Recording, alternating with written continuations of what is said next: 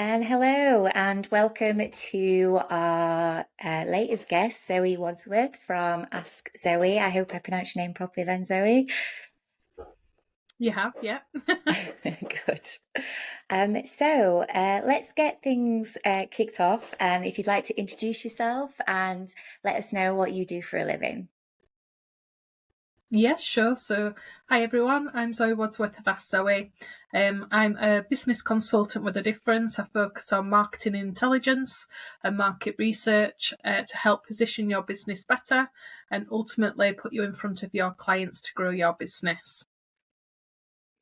Very, very valuable service. I think most of us go into the world of marketing and understanding our target market completely blind. The service that you deliver is really, really important to help us understand that a bit more, I think.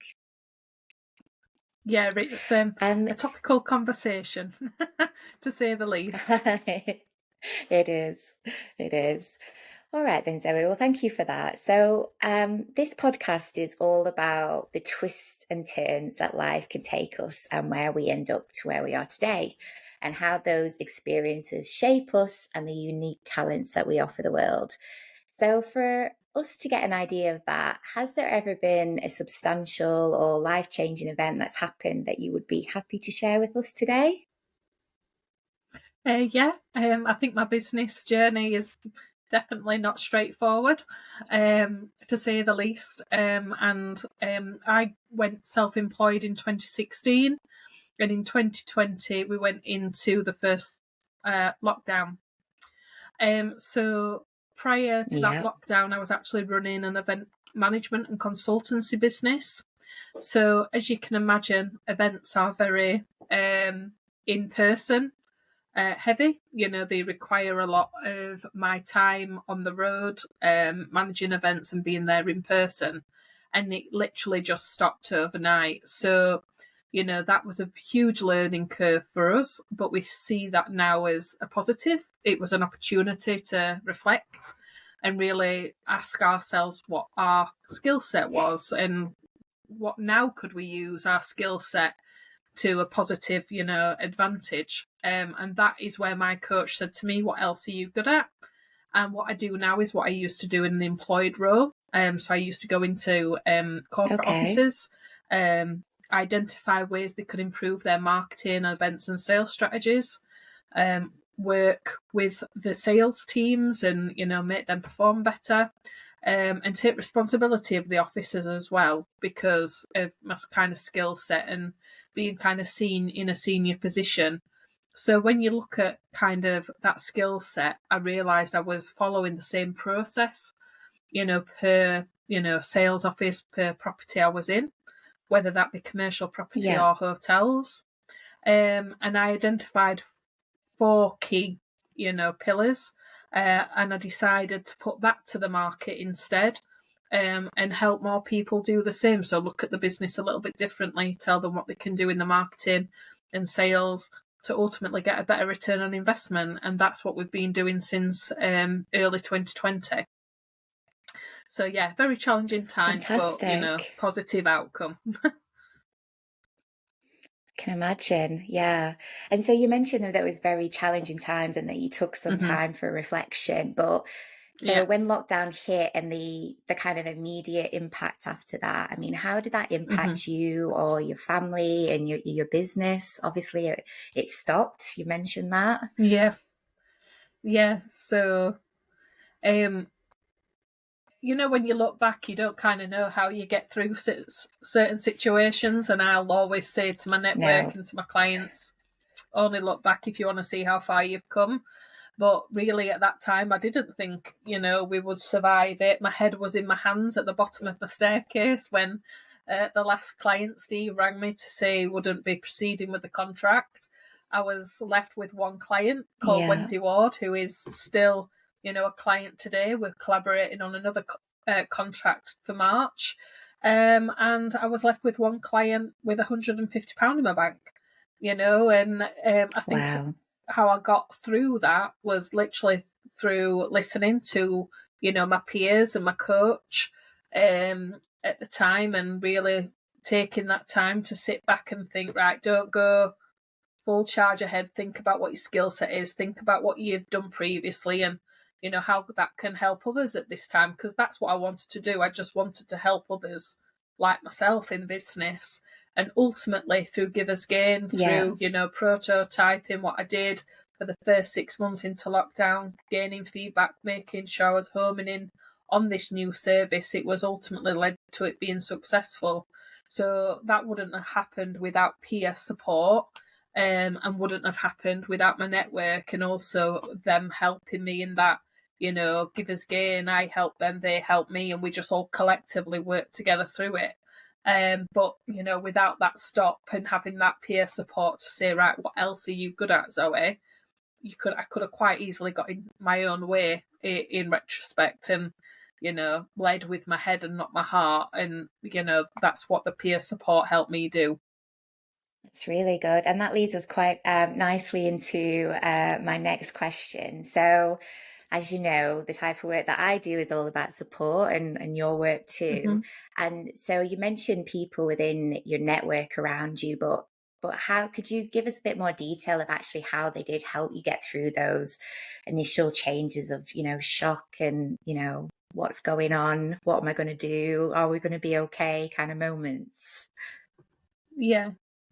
Yeah, definitely. Well, the one thing I would say is, and I'm sure we'll all resonate with this as business owners, we're not an expert in everything. We're an expert in what we're good at. No. And everything, in my opinion, should be outsourced or supported through people who know better than I do. So in terms of support, I suppose how that best helped me really through that initial stages was, identifying where I needed that support first and foremost, by just sitting, reflecting at the business, reflecting of what this new service and offer could be, and then understanding who could help me achieve that. And for me, customer feedback and market research was imperative. It's one of the reasons we include it within our services now, because I had to become my own best customer, and I had to understand what else was impacting Mhm. business owners so I could offer a better, service, or through collaboration. And by doing that kind of feedback process and market research, one of the things we did was offer our services at a reduced cost. So we could get the feedback and tweak the service and the product until we went to market later in 2020. That was invaluable. I Mm. mean, our first strategy clients were in February. Originally, just needed help transferring, workshops and events in person into an online format, and that's what the strategy was based around. But actually, through Okay. Rebecca Norton and through Claire Froggatt, I actually understood that I was helping them with a lot more than just the event side of the business. It was about how they could, adapt online, because I didn't realise at that time I was already doing it. I'd already Yeah. identified prior to lockdown, that things could change quite quickly if what happened overseas happened in the UK, and it ultimately did. So although that I was left with £150 in my back pocket, I'd still got them prototypes, and we just continued to do them to make sure that when we launched, the consultancy offer, it was what our audience, our market needed and ultimately wanted. But it just wouldn't have been possible without that feedback and understanding where I needed that support. So, through all of your experiences and having to pivot so quickly and kind of thinking on your feet, and, how are you going to survive this, quite traumatic event that happened to a lot of small business owners where your livelihood was just taken away from you Mm-hmm. overnight? How has that changed the way that you look at life? Well, I've always been a person that has a plan B. Yeah. When you work in event sector for as long as I did, you never not have a plan B, because plan Bs can happen quite often in events with logistic changes. Yeah. But I didn't have a plan B in my business. So, I mean, there are motivational coaches and business coaches that say you shouldn't have a plan B. And I'll always say, why not? because things Yeah. can clearly change. COVID, has never happened before and hopefully will never happen since, in terms of the state of the lockdown and, what we had Yeah. to do as, a country. But it did confirm that you do need a plan B. So, for example, in business now, I always have a cushion, so I'm never with that £150 in my back pocket. I make sure that the suppliers, have, teams or an additional external network to support them, so, projects and client work can always get completed on time. I make sure that I'm doing my due diligence and having conversations and really understanding the suppliers that I'm using, to make sure that we deliver the right service to the customer. I think it just allows you to just do things in a little bit more detail, and just Okay. have that plan B for, any eventuality. Because simply, if you are your business in a lot of cases, as you'll understand, Elaine, with what you do, a lot of people that you work with probably are, one-man bands, independent business Yes. owners. But if we Hmm. don't, build a business that can, survive without us, then ultimately what's the point? And I learned that lesson the hard way. So you have to really think about, the cushion financially, but also the structure, of the business, just to make sure that if you do need to, sit back and something's not right, it can continue whilst you're ready to kind of pick up the plates again. Absolutely, Zoe. I couldn't agree with you more, as you well know, about what ultimately what's the Yeah, point. But I yeah, love that plan B. And actually, as you were saying, I was like, God, I don't think I've got a plan B. Like, yeah, just it's just something that you don't think about, is it really? yeah. And has the way that you so obviously our business lives and our personal lives are very much intertwined sometimes. Has that kind of Hmm. that point of view rolled into how you live your life every day outside of work at all? Yeah, I suppose so, because when I first started in business, I remember my coach, John, saying to me, um, do you have a plan A or do you have a plan B? Mm, And I said, well, I have a plan A. And he was like, very much John's mindset, have a plan A, all goes guns blazing. And then I remember him saying, I said to him, all I want to do is create a work-life balance.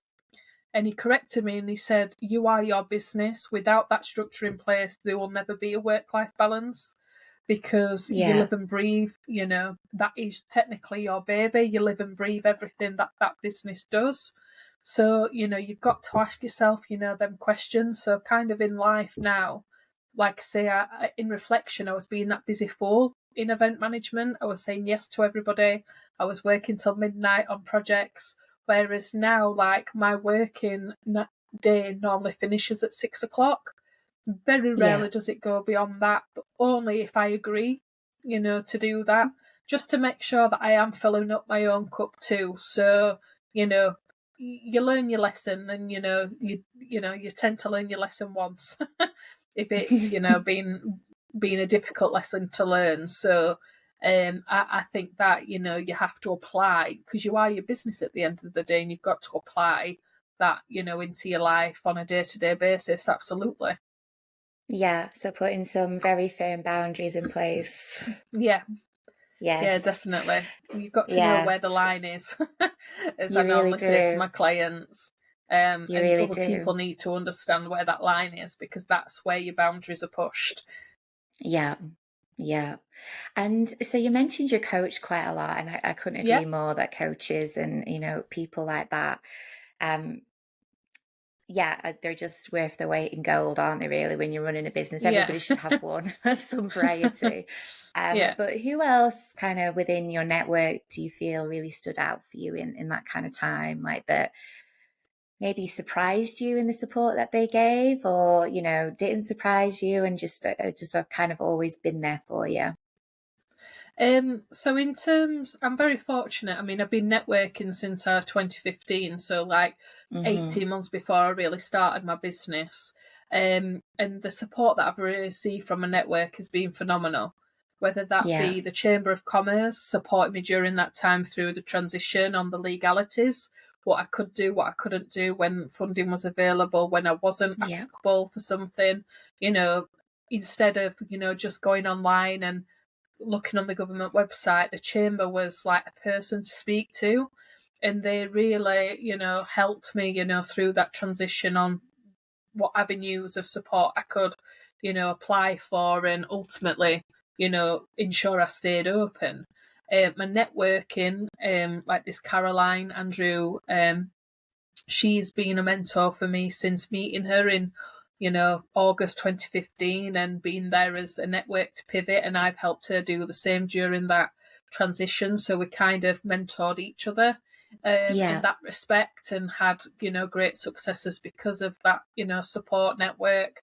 And then for the past 2 years, navigating this new brand identity, and, the suppliers that I use for my brand and my website and my copy content, they're also people that really stood out to me, because they're business owners too, and they want you to do well. Yes, they're providing you with a service, but they want you to ultimately do well. So, and I them as well. So, Mm-hmm. I'm very fortunate that my network and my suppliers are my internal and external, infrastructure within my business. And, just help me really navigate through them difficult times, and still help me navigate now when I need to make decisions in the business. Absolutely. And what is the saying that you should surround yourself with people that lift you up? And I Yeah, couldn't agree more. And I find that so much more in the small business network than I ever did in corporate life. And I might be making a very broad stereotype there, but I definitely yeah, feel it a lot more ever yeah, since I started being self-employed in the small business world. And yeah, definitely. so Zoe, so from everything that you experienced, so turning, quite a horrible negative event into something really, really positive, do you have one piece of advice from everything that you've learned for all our listeners out there? I would just say, if you fall, if you fall 7 times, get back up 8, Hmm. because we can face them challenges in business, but it's about, the resilience, and about getting back up again, but getting back up again with the lesson learned and the right support to, move yourself forward, because being in business isn't easy. I think one of the things my clients like about me is that I've got, a lot of relatable experience, Yeah. going from successful business down to more or less zero, back again. And we've all had even challenges during that time of success. So, you've just got to kind of pick yourself back up again. And if you fall down 7 times, get back up 8, and just think, as long as your vision and your mission is, your purpose is your key driver, you'll ultimately be successful. So even with the knocks, there's plenty of more, successes rather than negatives. And that's what you learn with that mindset, I believe. Yeah, I think so too. I absolutely love that, Zoe. And so if people wanted to get in touch with you, how would they do that? Yes, sure. So they can come and follow me on my socials if they would prefer, which is Ask Zoe 01.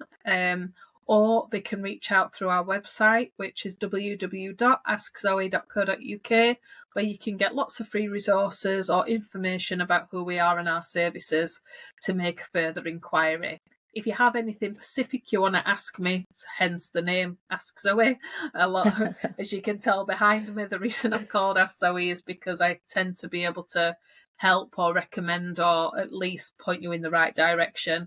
Just drop me an email at hello@askzoe.co.uk, and I will help you if I can. If not, I'll put you in touch with the right fit for your business.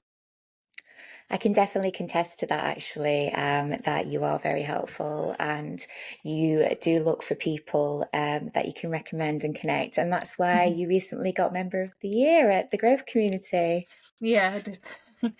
Congratulations. Yeah, I was thank you. delighted when I seen it. Yeah, thank you. We were on holiday at the time, but again, we've got great network and support in that group. And we had Alex, the financial advisor of our meeting, represent me with a beautiful blonde wig. which I'm sure everyone took some humour and laughter for, because that's important as well. It was, yeah, he was a very good sport, put it that way, and yeah, put a smile on everyone's face. But yeah, we was very happy to receive that. We've actually done an interview with Nikki this morning, about that, a bit of reflection, because we was a founding member of the Barnsley group. And yeah, Okay. it's just lovely to receive that accolade. And we, like I say, we can't thank, that network enough, really, for the support they've given us for the past 2 years. Wonderful. I did see that photo of somebody in a blonde wig and I didn't realise that's what it was. So that all makes sense Yeah, now. That's very funny. yeah, that's Alex. So they said, "What's the best way we can represent you?" And I said, "Wear pink or wear a blonde wig." And it turned out to be the latter. So it was good fun, and it put a smile on everyone's face. I was there in spirit. Definitely. All right then, Zoe. Well, thank you so much for your time today, and thank you for telling us about your absolutely, really inspiring story, I suppose, for the lack of another word. Just about pure resilience and picking yourself back up, and yeah, just going and chasing your dreams. So yeah, really, really appreciate your time today. Oh, thank you, and thanks for inviting me.